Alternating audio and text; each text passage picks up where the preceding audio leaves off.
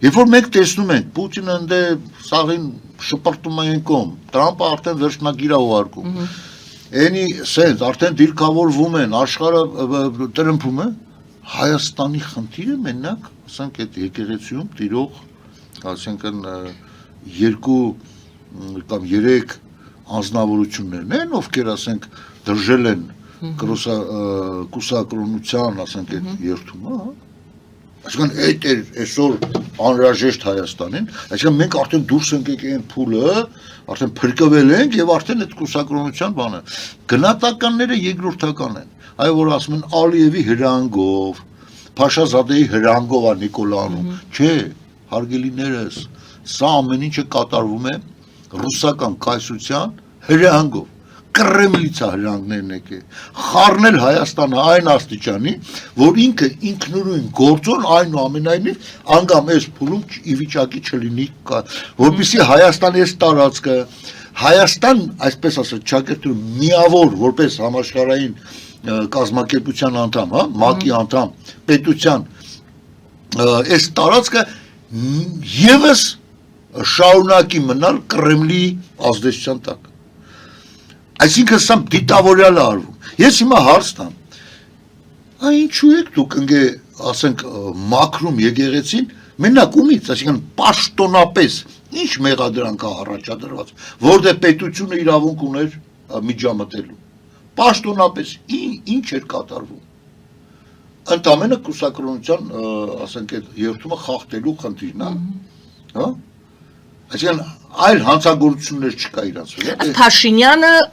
իրագործում է այդ պարակտման ծրագիրը։ Այո, այո։ Եվ ոչ թե միայն նախընտրական փուլում այս ամբողջը կատարելու խնդիր կա, այլ նաև Հայաստանը պահել պարակտված վիճակում, որովհետև այս պարակտությունն է բերում հնարավորություն ռուսական գործակալ Նիկոլ Փաշինյանի ազատ գործելակերպը ի նպաստ Կրեմլի այստեղ պահպանել այս վիճակը։ Սա այս վիճակը միայն ռուսական կայսրությանն է ձեռք տալի։ Նաև, ինչու՞ չէ, նաև թուրքական աշխարհի։ Այո, երկու աղբերներ իրար, բայց քանի որ իրանք հավատարիմ են, իրանց ստորագրած պայմանագրին ռուսներն ու թուրքերը, որ սա ռուսական գոտի է, մնացածը թուրքերը իրանց գոտիում ինչ արել են, այս վիճակը իրանք հավատարիմ են այս բանին։ Ով կարող էր մերժել մի քանի նման առաջարկ Հայաստանին փրկող առաջարկներ։ Միայն Ռուսաստանի գործակալը։ Հենց դրա մեջ ինքը պատասխանը տվել է։ Ասում է օգնում են նրան, ովքեր ուզում է օգնություն։ Փրկում են նրան, ովքեր ուզում է փրկվել։ Այսինքն Հայաստանը եւս ներքաշված էր այդ ավանտյուրայի մեջ։ Դուք ուզում եք ասեք Հայաստանը եւս ներքաշված էր պատերազմ սկսելու ավանտյուրայի մեջ։ Այո։ Իր գործակալների միջոցով։ Եվ Նիկոլ Փաշինյանի իր գործողություններով,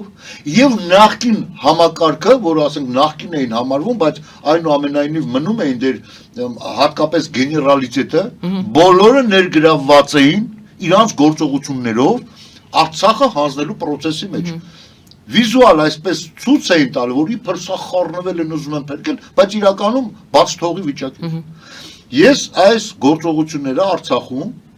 եւ իր հանձնման այդ process-ը ես բնորոշել եմ ղեկավարվող քաոսի իրավիճակ։ Այսինքն այդ քաոսը ղեկավարվում էր թե ոնց անել, որ անտեր թողել, բայց կոնկրետ պատասխանատու չլինի, ոնց անել, որ սենց անել, բայց կոնկրետ պատասխանող չլինի, եւ արեցին։ Հետո էլ պատերազմից հետո բեմականացում։ Մեկը գցում է մյուսի վրա, մեկը գցում է մյուսի վրա, սենց հետքերը չես կարող գտնել, ծայրը չես կարող գտնել։ Սա հստակ կազմակերպված process էր, եւ ես ուզում եմ Նիկոլ Փաշինյանի բառերը հիշեցնել։ Դա իր բառերն է, համացանցում հստակ sense կտրվածքով ցույց էին տալի այդ մի քանի վարդը։ Ժողովուրդ, այդ Մինսկի խումբը, այդ ինչ է հեգնելով եւ երբ որ հայտարարեց, որ մենք հրաժարվում ենք այդ Մինսկի խմբից։ Այսինքն տղա ջան, որովհետեւ դա միակ այն կառույցն էր, թեկուզ վատ աշխատող ըստ քեզ, կամ ժողովրդի մի մասի, որ լավ չի աշխատում, իրանք ուզում են որ ավելի շատ ինչ-որ գործողություններ կատարել այդ միսկին խումբը, թեկուզ վատ, բայց այն փրկության օղակներ, որ աշխատեիր հետը, հանգամանքները բերեիր, ամեն անգամ գնայիր, ստիպեիր, թեկուզ քիչ, կաթիլ, փրկության ինչ-որ բաներ, դու հրաժարվում ես, ասում ես չէ դա լավ է, մեր ճակատագիրը մենակ Պուտին ապերը թող լուծի։ Ի տարբերություն անհատների, պետությունները մի քիչ այլ ձև են մտածում, մի քիչ ավելի համբերատար են պետությունները։ Տեսեք անհատների մակարդակով, երբ որ մեկին ուզում ես օգնես, մի քանի անգամ մեկնածը ձեռը մեկնում է, ասում ես դե ջանդամ գնա ինչ ուզում ես տալի, չէ՞։ Այսինքն մարդիկ փոխհարաբերությունը անհատների միջև։ Բայց պետությունները եւ փառք ասու որ այդպես է, անկախ նրանից որ իրանք առաջնորդվում են տվյալ երկրում պաշտոնական ներկայացուցիչի, ասենք, գործողություններով, ասում են Նիկոլ Փաշինյանը ներկայացնում է ժողովրդավար երկիր, Հայաստանը եւ սենց են որոշել։ Ազգային ժողովն է սենց է քվեարկել, ուղղությունն էլ կառավարությունը սենց է տանում, իրանք բան են։ Բայց այնուամենայնիվ իրանք հոգու խորքում, իրանք գիտակցության խորքում, իրանք գիտակցում են, որ հայ ժողովուրդը ինքնին, դա եվրոպական քաղաքակիրթ աշխարհին հարիր զանգված է, որ հայ ժողովուրդը մեղք չունի, որ ինքը այս պահին, ճիշտ է, որոշակի, ասեն այլ մեղավորություններ, բայց այս պահին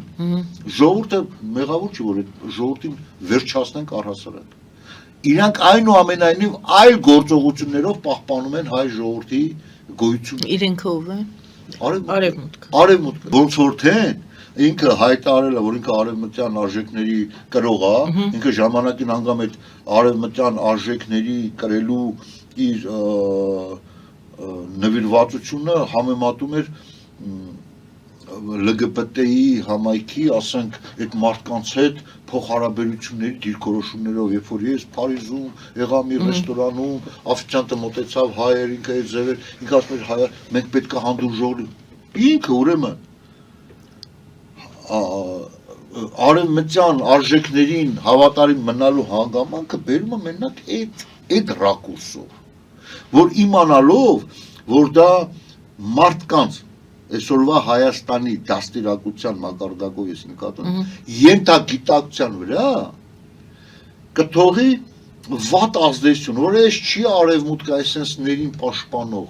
Տեսեք, այսինքն դա զարգացման աստիճանի հետ կապ ունի։ Պարոն Սալխայան, բայց ինքը չի ասում, եկեք օրենքները համապատասխանացնենք, եկեք պաշտպանական համակարգ համապատասխանացնենք, ինքնապաշտպանություն, ասենք, քաղաքապաշտպանությունը համապատասխան, ինքը դրա մասին չի խոսում։ Ինքը խոսում է վերացական,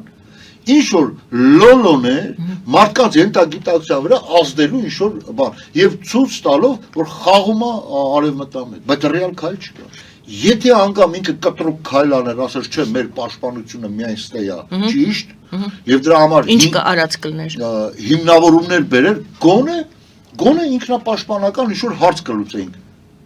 Բայց ինքը թողում է Հայաստանը կախյալ վիճակում, ոչ ստե, ոչ ընդե։ Հա, այնուամենայնիվ ճամբար չի ընտրված, գոնե դա ենք մենք գոնե մենք իմանայինք, որ ախպեր ջան, ջանդամ, ասենք սա այս ճամբարի մաս ենք արդեն, դե Սարուխանյանին ու իր ընկերներին էր թող KGB-ի գործակալները ինչպես 100 տարի առաջ Գանտանից տանեն գուլագները, բայց Հայաստանը սփրկվի, գոնե այդ ձև քայլ անի։ Եվ ասեմ ձեզ, Հայաստանի նման տարածքը, փոքր տարածքը, Ամերիկայի Միացյալ Նահանգների համար դա օրերի հաշիվ է, որ լրիվ անվտանգ սարքի։ Իր տեխնիկայով, իր ունակություններով, ընդամենը պետք է ժողովուրդը ինքնակազմակերպվի, անդամագրվի կամ թեկուզ միանա, պարտադիր չի այդ անդամագրությունը, ընդունի Հայաստանի ազատագրության համաշխարհային կազմակերպության ծրագիրը, մեզ բերի իշխանության, ժողովուրդը պետք է բերի, մենք չենք ասում, մենք ուզում ենք կրկին իշխանության, մենք չենք կարող կռիվ տանք հին օլիգարխների եւ այսօրվա բռնատեր ռեժիմների, կռիվ չենք կարող, ժողովուրդը ինքը պետք է որոշի մեզ բերի իշխանության, մենք փրկության ճանապարհը գնանք։ Այս վերջերս մենք տարածեցինք համացանցում Հայաստանի ազատագրման համաշխարհային կազմակերպության ծրագիրը, հիմնական ծրագիրը եւ անցումային ծրագիր։ Այսինքն սրանք տարբեր բաներ են։ Գուցե անցումային ծրագրերից որոշակի կետեր անցումային փուլից հետո նաեւ դառնան հիմնական ծրագրի մաս, բայց այնտեղ հստակ նշված է, որ Հայաստանը պետք է ազատագրվի եւ Հայաստանի սահմանները պետք է պայմանավորված լինեն ազգերի լիգայի կողմից ճանաչված սահմաններ, որը միջազգայինորեն ճանաչված միակ իրավական փաստաթուղթն է Հայաստանի սահմանների հետ կապված։ Դա Սևրի պայմանագիրն է։ Հիմա հարցը հնչում է, ինչ միջոցներով։ Այո, հենց այն միջոցներով, որ մենք դառնալով քաղաքակիրթ աշխարհի մաս, մենք արդեն Հայաստանը չի ազատագրում դա, այլ այդ աշխարհն է ազատագրում իրեն պատկանող, այդ աշխարհին պատկանող հայաստանյան այս հատվածի այդ մասը։ Հիմա տեսեք, այսինքն ինչից դրդված պետք է Ամերիկայի Միացյալ Նահանգները Թուրքիայից անջատի մի մաս եւ տա ուշադրություն Ռուսաստանին, որովհետեւ Հայաստանը այսօր դիտվում է Ռուսաստանի վասալ տարածք։ Այսինքն ինչից դրդված, այդ մենք ենք մեր ուղեղների մեջ, դեռ անկախ ենք, էլի մենք դեռ անկախ չենք։ Այդ տարածքները միացնելով Հայաստանին, դե ֆակտո այդ տարածքները ուղղակի ինքը բախման մեջ է մտնում։ Իրան գոնե այսօրվա փուլում ինչ որտեղ հավատարիմ, որովհետև ՆԱՏՕ-ի այդ հանգամանք արդեն սկսում է մարել, որովհետև ՆԱՏՕ-ն նա ստեղծված էր սովետական միության, սովետական լագերի դեմ, երբ որ սովետական լագերը չկա, այսօր ուրիշ լագեր է ձևավորվում։ Թուրքիա, Ռուսաստան, տեսեք, արդեն հոգեբանորեն ավելի մոտ են Թուրքիան եւ Ռուսաստանը, քան թե Ամերիկան։ Բայց այնուամենայնիվ չուզենալով Թուրքիայի հետ առճակատման բախման հետ այս փուլում գոնե մտնելու համար ինքը ինչի պետք է Հայաստանի խաթր, Հայաստանի չէ Ռուսաստանի խաթր։ Իսկ երկու բռնատիրական ռեժիմներ իրար մեջ պայմանավորվել են, այս տարածքը կիսեն։ Այդ երբ մենք բարձրացրել այդ հարցը, երբեք ունենք 4 ղեկավարություն, Լևոն, Ռոբերտ, Սերժ, հիմա Նիկոլը։ Ոչ մեկ այդ հարցը չի բարձրացնում, ոչ մեկ։ Դա ուղղակի հենց այն ապացույցներից մեկն է, որ Նիկոլը եւս նախորդ երեքների նման ռուսական գործակալներ են։ Այս մնացած լոլոները, որ իբր թե Նիկոլը հենա տեսեք, արևմտամետա քայլեր, ինչ քայլեր, ոչ բան չտեսա։ Մենք այսօր արձանագրեցինք, էնի մերժեցինի, չընդունեցինք, չընդունեց, այն չընդունեց, էս էլ մի հատ էլ հանգամանք։ Որ այդ հարց ասում է, Ախմեդ ջան, այդ մարդիկ դնում են ասում են արևմտյան Ադրբեջան բառը, Իրիվան բառն են օգտագործում, Գյորգչայն օգտագործում, նա չեն հելում, գիտականորեն, գիտնականներին դնեն, պարզ տանեն ազգային ժողովի դալիճից հայտարարություն անեն եւ դիմեն այդ իրենց ընտրած արևմուտքին, որ տեսեք ախպեր, այս մարդիկ հարցակում են պատրաստում Հայաստանի վրա, չի հնչեցնում։ Գիտես ինչի համար, որտեղ ինքը արխային է։ Ինքը գիտես ինչից է արխային։ Ասում ինձ մտածել պետք չի։ Ես վասալ եմ, ես գործակալ եմ, Պուտինս ինչ կասի դրոպին կանեմ։ Ինքը ինքնուրույն դիրքորոշում չի կարա դրսևորի։ Ոչ Նիկոլը, ոչ Նիկոլիկ որևէ կառավարության անդամ։ Նրանք ենթակա մարդիկ են։ Դրա համար եմ ասում, այս քաղաքացու պատասխանը, մերը այդ միացյալ Հայաստանի նաև արևմտյան, նաև Նախճիվան ու Արցախը միասին, ես կարամ կենտրոնները թելադրեմ, Տրաբիզոն, Երզնկա, Կարին, Բիտլիս, Մուշ, Վան, Խարս, որն է, այսինքն ավելի ամփոփ։ Դուք Սևրն եք վկայակոչում։ Նախիջիվան, նաև այստեղ աստեն առաջի հանրապետության, այո, առաջի սխալվեցի, կրկնեցի այդ ռուսական նարատիվը։ Հայաստանը չի կարելի համարակալել, չի կարելի, և դա ռուսական գործակալական ցանցի քծված նարատիվ է։ Լավ, 18 թիվ ասենք, 1918 թիվ ասենք։ 18-ից 20 թվականի ազատագրված Հայաստանի տարածքը դա արդեն ազգերի լիգայի կողմից ճանաչված այդ արևելյան մասի սահմաններն էր։ Արևմտյան մասի սահմանները ամփոփված էր Սևրի պայմանագրում։ Դրա համար այդ պայմանագրի քարտեզի մեջ արևմտյան Հայաստանի արևմտյան սահմանները նշված է, արևելյանը ոչ։ Այսինքն Հայաստան-Թուրքիա փոխհարաբերությունների կոնտեքստում էր այդ սահմանը տրված։ Արևելյան մասը դա արդեն ամփոփեց ազգերի լիգան, որ սա է։ Սրա մասին է խոսքը, եւ մենք պետք է հետամուտ լինենք։ Ով կարող է դա իրականացնել միայն Ամերիկայի Միացյալ Նահանգները եւ Արևմուտքի օգնությամբ։ Որ դեպքում իհարկե եթե մենք դառնանք լիարժեք այդ աշխարհի անդամ, այդ աշխարհի ներկայացուցիչ, այդ ընտանիքի անդամ, օրինակ ինչի պետք է, ես զարմանում եմ, ինչի պետք է Չինաստանը օրինակ կամ ինչ-որ մեկ այլ երկիր, նույն Ամերիկայի Միացյալ Նահանգները, ներխուժեն հյուսիսային եւ հարավային Կորեայի փոխհարաբերությունների մեջ եւ նշում հարավային Կորեայից խլեն ինչ-որ մի տարածք, ասեն սա հյուսիսային Կորեայինն է։ Անունը ինչ դնեն։ Այ որ հարավային Կորեան իրանց ընտանիքի անդամ է եւ այդ սահմանները ամուր պահում են, տեխնոլոգիաներով զինում են։ Հարավկորեական ապրանքները մենք տեսնում ենք, որ չեն զիջում, շատ դեպքում նաև գերազանցում են Ամերիկայի արտադրանքները, այսինքն այդ ընտանիքի անդամ են։ Մենք պարզ տեսնում ենք տարբերությունը։ Հիմա անունը ինչ պետք է դնի, որ Թուրքիայից վեգալի տա Ռուսաստանին։